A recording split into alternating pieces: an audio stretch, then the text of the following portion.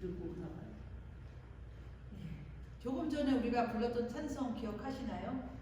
세월 지나갈수록 의지할 것뿐일세. 무슨 일을 당해도 누구를 의지해요? 하나님. 예수. 예수를 의지합니다.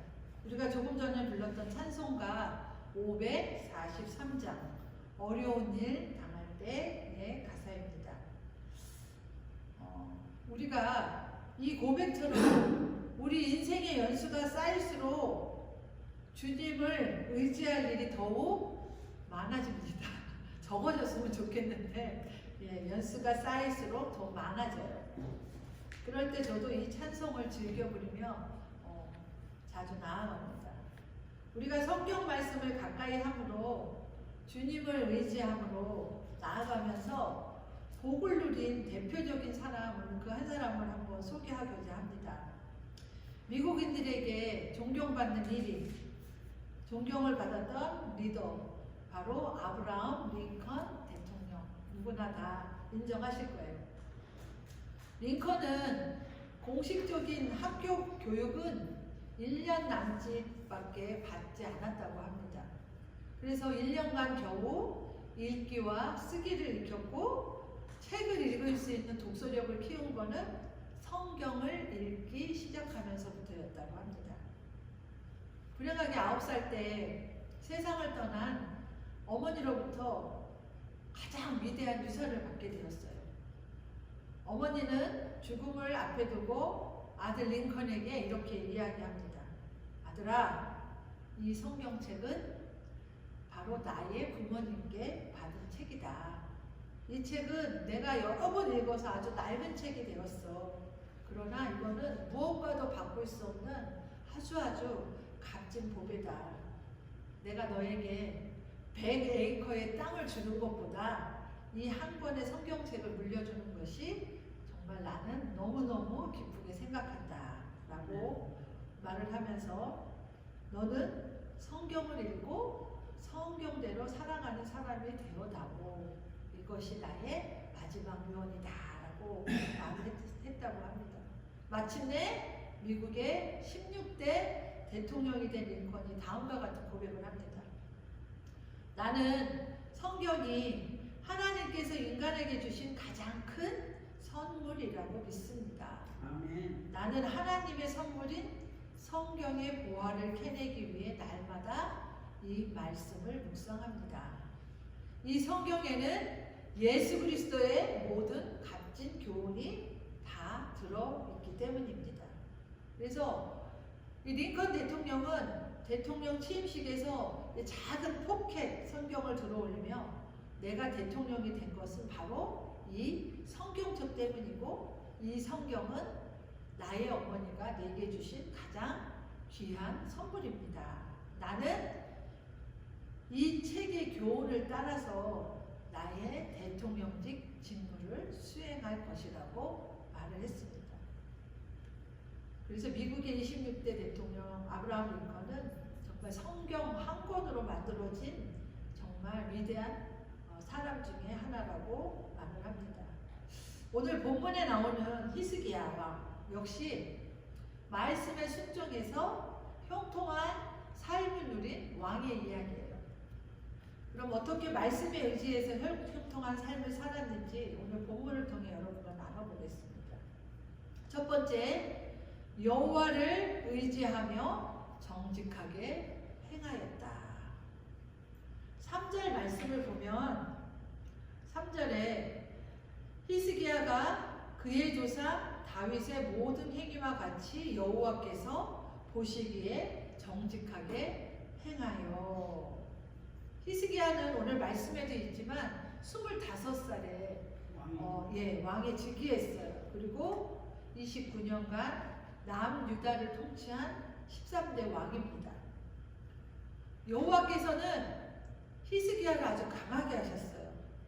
그래서 히스기야는 오늘 말씀에 있듯이 다윗의 본을 따라 여호와 앞에서 정직히 행했다고 오늘 말씀하고 있습니다. 개천에서 용이 난 것 같아요.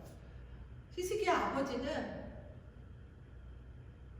다윗과 같이 하나님의 말씀을 따르지 않고 오히려 성전을 더럽히고 결국 제사를 지내는 그 성전을 문을 닫아버렸어요. 그리고 레위 사람들이 레위인들의 사역을 중단시켰던 악한 왕이었어요. 그런데 히스기야는 다윗의 본을 따라 여호와 앞에서 정직하게 행했습니다. 5절 말씀도 보겠습니다. 5절 말씀에 보면 히스기야가 이스라엘 하나님 여호와를 의지하였는데 그의 전후 유다 여러 왕 중에 그러한 자가 없더라. 정직하게 행했는데 또 5절 말씀에 보니까 여호와를 의지했다고 나왔어요. 오늘 본문에는 히스기야가 여호와를 의지하면서 뭘 제거했냐면 이 산당 안에 있는 우상들을 제거했다고 했어요. 이스라엘 백성들이 우상처럼 섬기던 모세의 놋뱀을 제거했다는 거예요. 오늘 본문의 놋뱀은 느흐수단, 이거는 그냥 단지 놋 조각으로 만드는 우상에 불과해요. 근데 모세의 놋뱀은 광야 시대에 출애굽할 때 이스라엘 백성이 실패한 가운데에서도 하나님이 보여주셨던 공의와 구원을 상징하는 것이었어요. 그러니까 이스라엘은 은혜를 보여주신 여호와 하나님을 섬기는 대신 그것을 나타내는 이 놋뱀 상징 우상을 섬겼어요. 이것은 정말 율법에서 볼 때 금지한 죄, 우상을 섬기지 말라고 그랬잖아요. 그렇지만 고대 근동에서는 뱀은 치유의 신으로 섬김을 받았어요.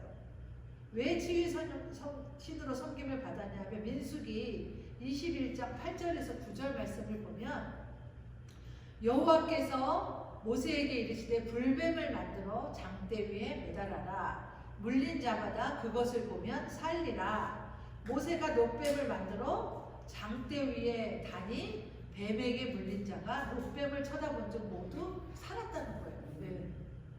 아니 이스라엘 백성들이 출애굽 여정 중에 하나님과 모세에게 불평을 했잖아요. 왜 우리 이집트에서 잘 살고 있는데 왜 우리 데리고 나와서 이 광야에서 우리를 죽게 만드냐 불평했어요. 빵도 없고 물도 없고 형편없는 음식 때문에 우리가 죽게 생겼다. 차라리 우리를 애굽에 놔두지 왜 우리를 데리고 나왔냐. 이스라엘 백성들이 불평을 하니까 여호와께서 그들 가운데 독사를 보내서 백성들을 물게 했어요. 그래서 정말 이스라엘 백성들이 많이 죽게 됐어요. 그러자 백성들이 또 모세에게 가서 얘기했어요. 우리가 하나님과 당신에 대해서 죄를 지었으니까 여호와께서 저 뱀들을 우리에게서 없애달라고 기도해주라 했더니 모세가 다시 여호와와 함께 기도했어요. 그랬더니 말씀하셨어요. 오늘 말씀 아까 민수기에 있는 말씀 뱀을 만들어서 막대 위에 달아라. 누구든지 뱀에 물린 사람은 그 뱀을 보면 살게 되리라. 그래서 모세가 청동으로 뱀을 만들어 막대 위에 딱 달았어요. 그래서 뱀에 물린 사람들이 그 청동으로 만든 뱀을 보고 다시 살아났다는 거예요. 이러한 이유로 고대 근동지방에서는 뱀이 치유의 신으로 섬김을 받은 거예요. 단지 그것이 하나님의 역사인데 그 하나님보다는 그 놋뱀을 보고 살았기 때문에 오히려 하나님보다 그 놋뱀을 더 우상처럼 섬기면서 우상을 섬기는 죄를 범하게 됐던 것이에요. 실제로 시리아나 이 팔레스타인 지역에 가보면 청동으로 만든 구리, 뱀 조각상들이 굉장히 많이 발견된다고 합니다. 그래서 유다 백성들은 똑같이 이러한 우상 숭배의 영향을 받았을 것입니다. 그럼 히스기야는 다른 왕들은 그 우상을 무너뜨리며 죽을까 겁이 나서 산당을 철폐하지 못했는데 어떻게 히스기야는 산당 철폐를 이루어낼 수 있었을까요? 오늘 본문은 히스기야와의 하나님과의 각별한 관계를 반복해서 기록해요. 5절에 분명히 이것도 어떻게 했다? 하나님을 의지했다고 했어요. 이 히브리어 본문으로 직역하면 오직 여호와만 또는 이스라엘 하나님만 또는 그가 믿었다라고 했어요. 그러니까 아무것도 믿지 않고 오직 여호와 하나님만 믿었다는 거예요. 어린아이들이 처음 수영을 배울 때 여러분 물속으로 이렇게 뛰어내려봐 못하잖아요. 근데 엄마나 아빠가 야 내가 여기 있으니까 내려 그러면 아이들이 그렇죠. 부모님 엄마나 아빠를 의지하고 탁 뛰어들잖아요. 마찬가지로 히스기야도 하나님을 온전히 의지했다는 거죠. 그래서 이스라엘 백성들이 섬겼던 우상과 노뱀을 이렇게 부숴버릴 수 있었던 거죠. 아마도 저와 여러분들 삶 속에서도 버리지 못한 우상과 노뱀이 분명히 있을 거예요. 이 우상과 노뱀 오늘 예배 끝나고 가실 때 나한테 있는 정말 노뱀과 같은 우상이 뭐가 있을까 한번 깊이 한번 묵상을 해보세요. 그리고 기도를 하시기 바랍니다. 그래서 우리는 히스기야 왕처럼 여호와를 의지해서 말씀에 의지해서 자꾸 우리 안에서 꿈틀대고 있는 욕심, 자기의 이 모든 것들을 부숴버릴 수 있는 저와 여러분이 되시길 바랍니다. 네, 두 번째, 히스기야는 여호와와 연합을 했다. 6절 말씀을 보면 곧 그가 여호와께 연합하여 그에게서 떠나지 아니하고 여호와께서 모세에게 명령하신 계명을 지켰더라. 히스기야는 하나님과 이제 연합한 거예요. 포도나무에 가지가 매달려 있어야지 열매를 맺잖아요. 즉 하나님께 이렇게 떨어지지 않고 딱 매달려 있었다는 거죠. 그래서 히스기야 신앙은 하나님의 뜻에 완전히 합한 사람, 그런 삶을 살려고 노력한 사람이에요. 그러니까 이 모든 것이 하나님께 완전히 맡긴 신앙이라는 거죠. 바로 이것은 우상을 완전히 버린 삶이고 여호와만 사랑하고 경외하는 삶이었다는 거죠.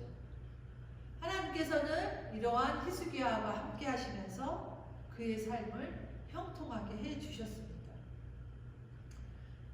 그러나 히스기야는 성전을 수리하고 제사장들을 성결케 하고 다시 예배를 회복하라고 명령했어요.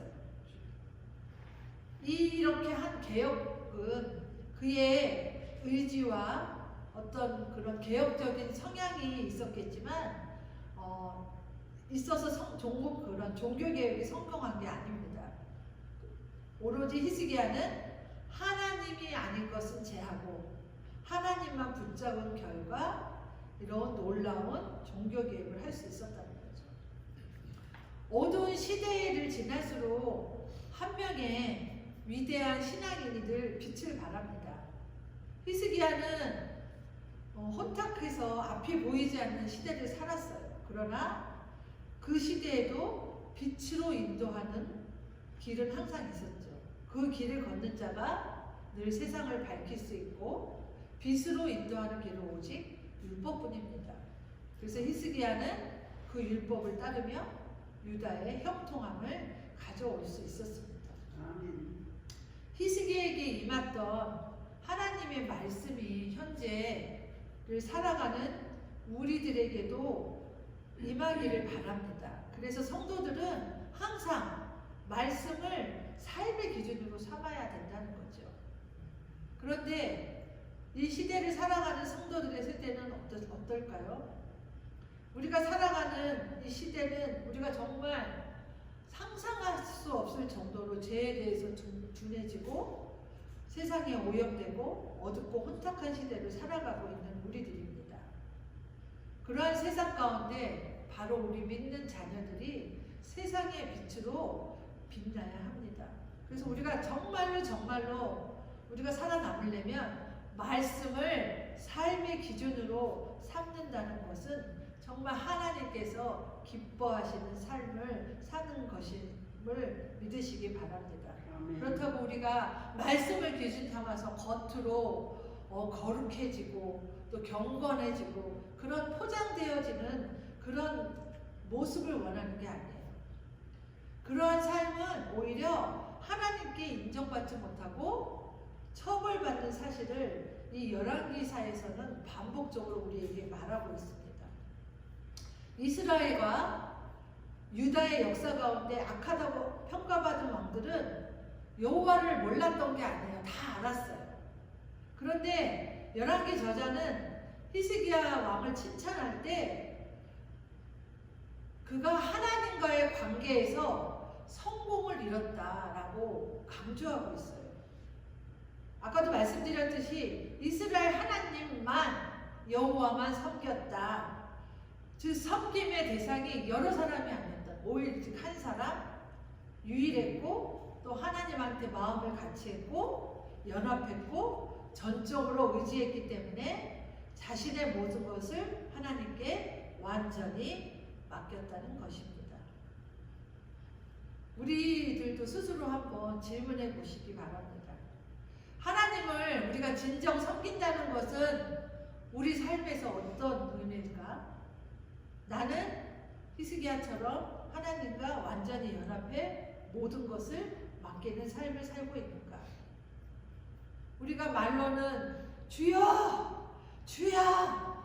하면서도 입술로만 주를 찾지 내 삶 속에서는 정말 주님이 살아 역사하시는지 한번 오늘 예배가 끝나면 집에 가셔서 한번 정말 내 삶은 어떠한 삶과 연합해서 살고 있는지 깊이 묵상해 보시기 바랍니다. 세 번째, 온전히 순종하여 형통의 복을 받았습니다. 7절에 보면 여호와께서 그와 함께 하심에 그가 어디로 가든지 형통하였더라. 저가 아스루 왕을 배반하고 섬기지 아니하였고. 계속해서 반복되는 이야기예요. 히스기야는 누구만 붙잡았다? 여호와 하나님 한 분만 붙잡고 의지했어요. 그랬더니 오늘 7절 말씀처럼 여호와께서 그와 함께 했다라고 나옵니다. 그래서 그 당시 강대국이었던 아수르도 두렵지 않았어요. 그래서 강대국의 왕을 섬기지도 않았어요. 하나님을 의지하고 두려워하지 않으니까 이 전통적으로 강국인 애국도 두렵지 않았고 신흥 강국 아수르도 두려워하지 않았습니다. 하나님 한 분만 두려워하면 다른 어떤 것도 두려워하지 않는다는 자유와 그 용기가 생긴다는 거죠. 그래서 우리가 하나님의 뜻을 의지하고 그분의 뜻에 순종하는 것이 바로 형통하게 사는 길입니다. 히스기야도 그랬고 오늘 본문에 나오는 호세아는 그러지 못했기 때문에 결국 버림을 받았던 거죠. 그래서 우리는 늘 히스기야가 걸었던 길을 가야만 합니다. 오늘 9절하고 10절에 보면 히스기야 북이스라엘의 마지막 왕 호세아의 이야기가 나와요. 히스기야가 왕이 된 지 4년, 즉 북이스라엘에 호세아가 7년을 다스리던 때였어요. 그 아수르의 살말에세 왕이 북이스라엘의 수도 사마리아를 침공했어요. 그랬더니 사마리아는 3년 만에 바로 함락을 당했고 아수르 왕은 이스라엘 백성을 포로로 사로잡아서 아수르 고산강가의 여러 성읍에 흩어져 버렸다고 말합니다. 북이스라엘이 망한 원인은 여호와의 말씀을 듣지 않았다는 거예요. 하나님 앞에 돌이키고 회개하고 기도했다면 결국 망하지 않았을 거예요. 북이스라엘의 마지막 왕 호세아는 애굽과 아수르 두 강국 사이에 끼어서 자신의 백성들을 살리기 위해서 두 나라의 눈치를 살폈다는 거죠. 즉 양다리를 거쳐서 이쪽이 유리하면 여기로 가고 이쪽이 유리하면 이리로 가고 그렇게 했던 것이 가장 큰 문제가 되었던 거예요. 남유다가 변혁에 성공할 수 있었던 것은 그냥 중심을 가지고 이스라엘 하나님의 말씀을 지속적으로 지키고 행했다는 거죠. 아수르의 침략 앞에서 남유다가 너무나 무력하고 나약했었지만 그들이 군사력이 약했던 탓도 아니고 외교 실패에 기인한 결과도 아니었어요.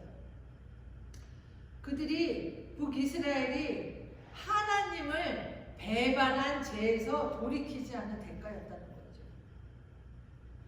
여러분, 어떤 왕이 자기 나라가 망하는 것을 좋아하겠어요? 마찬가지로 북이스라엘 왕들 중에서 누구도 나라의 멸망을 바라진 않았을 거예요. 그들은 여호와 하나님이 아닌 자신들이 택한 우상이 번영을 가져오리라 기대했던 거죠. 하지만 하나님의 말씀을 무시하고 소홀히 여기는 나라나 개인에게는 형통함은 없습니다. 그러면 우리는 어떻게 하나님께 순종하며 형통한 삶을 유지할 수 있을까요? 사람들의 심리에는 이런 게 있어요. 하나님의 말씀에 우리가 순종하지 않고 불순종하는 동안에는 하나님의 음성을 들으려고 하지 않아요. 예배도 나오지 않죠. 성경도 물론 읽지 않죠. 말씀에 귀를 기울이지 않아요. 아담이 불순종한 후에 하나님이 무서워서 피했잖아요. 똑같은 경우. 그래서 우리가 때로는 주일마다 드리는 예배에 정말 먼 길인데도 와야 되고 부담스럽죠. 또한 대표 기도 때는 기도 준비도 해야 되죠. 또 친교 준비도 해야 되죠. 아, 나 좀 이거 좀 안 할 수 없나. 마음이 부담이 들 때도 있어요. 하지만 우리를 만나주시는 자리를 피하면 우리는 영적으로 악화될 수밖에 없어요. 그래서 어떤 이유에서 간에 하나님을 예배해야 하는 자리에 꼭 나와야 된다. 아멘. 그리고 주중에는 말씀 가운데 우리가 있으려고 노력을 해야 된다. 아멘. 그리고 지체들과 교제도 하고 영적인 생활에서 우리가 떨어지지 않도록 정말 우리 몸을 쳐서 복종을 해야지 우리가 그렇게 할 수 있어요. 그래서 하나님은 우리가 드리는 예배와 우리 지체들의 교제를 통해서 지금도 우리에게 말씀하세요. 하나님과의 관계에서 멀어지는 것이 죄와 가까워지는 길임을 정말 늘 마음에 새기시기 바랍니다. 아멘. 말씀을 맺습니다. 저는 미국에 와서 신학대학원을 다니게 됐어요. 그 당시 저는 학생 비자로 왔기 때문에 학교를 꼭 다녀야만 했습니다. 그런데 문제가 있었어요. 제가 사는 곳과 제가 가려는 대학원은 6시간 거리에 있었어요. 그래서 왕복 12시간이 걸렸어요. 방학을 제외하고는 일주일에 한 번씩 월요일에 학교를 가야만 했어요. 근데 한국에서도 이제 전도사 사역을 했을 때는 정말 제 시간이 눈꼽만치도 없었거든요. 그래서 정말 원하고 원했던 일들이 미국에 와서 이루어지게 됐는데 처음 미국에 왔는데 뭐가 익숙하겠어요. 다 어설프죠. 참으로 어려운 시간들이었어요. 오늘 제가 이 말씀을 준비하면서 12년 전에 제가 미국에 처음 왔을 때가 기억이 나는 거야. 그 당시에 내가 의지했던 거는 하나님 한 분뿐이었구나. 우리가 잡을 수 있는 게 뭐가 있었겠어요. 그래서 하나님 앞에 온전히 매달렸어요. 그리고 하나님께 맨날 울면서 기도했어요. 하나님, 내가 이 3년 반이라는 이 과정을 내가 맞춰야 되는데 하나님 제 힘으로는 할 수 없어요. 하나님 도와주세요. 그래서 정말 그 3년 반이라는 시간을 하나님께서 감당하게 하셨어요. 할렐루야. 사람들은 얘기를 했어요. 에이, 다니다가 말지. 근데 꼭 내가 이거는 해야 되는 일이고 원했던 거고, 그렇지만 제 의지로는 할 수 없습니다, 하나님. 그래서 날마다 정말 울면서 기도를 했더니 제 마음에 정말 담대함이 생겼어요. 여러분 한번 생각해 보세요. 그 당시에는 뭐 구글맵이 잘 돼 있겠어요. 뭐가 잘 돼? 오로지 내비게이션 하나 갖고 길을 갔는데 때로는 산길로 안내를 해주고 거기서 헤매고 나오다. 정말 말로 할 수 없는 그 고난과 고통의 시간들이었어요. 그런데 기도했더니 하나님께서 그 담대함으로 그 모든 것들을 감당하게 하셨고 순종하였더니 제가 지금 이 자리에 있을 수 있었던 것입니다. 사랑하는 여러분, 신앙생활은 주님과 친밀한 관계를 유지해 나가는 거예요. 하나님은 당신만, 오직 당신만 전적으로 의지하는 사람을 기뻐하셔요. 사람을 의지할 때는 우리 실망하잖아요. 하지만 하나님을 의지하면 우리가 실망할 일이 없어요. 대신 위로를 받을 수 있다는 거죠. 하나님께서는 우리의 인생을 책임져 주십니다. 우리가 날마다 이거는 반복해서 듣는 얘기죠. 순종해라. 하나님만 의지해라. 하나님이 우리의 삶을 형통하게 만들어 줄 거다. 근데 우리가 그 약속의 말씀이 때로는 보이지 않고 기다려야 되는 단계에 계속 있잖아요. 하지만 우리는 끝까지 인내하며 기다리고 하나님의 약속의 말씀이 이루어질 때까지 우리는 끝까지 믿음으로 달려나가야 될 줄 믿습니다. 아멘. 아직도 우리에게 버려야 할 잘못된 생각들, 죄악들 있습니까? 하나님은 늘 우리가 기도할 때나 우리가 말씀을 들을 때나 말씀을 볼 때나 늘 우리에게 잘못 지적을 하셔요. 생각나게 하신다는 거죠. 성령께서 우리 마음 가운데 그런 생각들을 주시고 마음을 주신다는 거죠. 때로는 우리의 욕심, 탐욕, 때로는 나의 게으름, 때로는 내가 잘못했던 행실, 또 이런 것들을 늘 다른 사람을 탓하게 만들 때도 있어요. 그리고 내가 이거 해야 되는데 다른 문제와 환경을 핑계 삼아서 우리의 삶의 변화를 거부하고 예배에도 참석하지 않게 되고 하나님께로부터 멀어지게 만듭니다. 정말 늘 우리가 아는 말씀이지만 하나님 말씀에 순종하셔야 됩니다. 그리고 우리가 우리 몸을 쳐서 거룩한 삶으로 우리의 삶을 변화시킬 때 하나님께서는 오늘 히스기야에게 주신 형통의 복을 여러분에게도 주시고 여러분 자손 만대까지 주실 줄 믿습니다. 오늘 하나님만 의지했던 충성스러운 히스기야에게 하나님은 나라의 그 남유다의 나라의 안정과 인생의 형통함으로 보상해 주셨습니다. 하나님 한 분만 붙잡으면 어떤 것도 두렵지 않습니다. 아멘. 하나님을 두려워하지 않으면 우리에게 닥치는 모든 다른 문제들도 다 두려워서 우리가 하지 못하게 됩니다. 기억하십시오. 히스기야처럼 오직 여호와를 의지하시기 바랍니다. 아멘. 히스기야처럼 여호와께 연합하시기 바랍니다. 아멘. 히스기야처럼 여호와께 온전히 순종하시기 바랍니다. 아멘. 그러한 믿음의 태도를 가질 때 우리의 삶만 바뀌는 게 아니에요. 내가 속한 공동체, 교회, 가정, 이웃, 더 나아가서는 나라와 민족의 운명까지도 바꿀 수 있는 원동력이 된다는 걸 여러분 기억하시는 저와 여러분이 되시길 예수님의 이름으로 간절히 소원합니다. 아멘.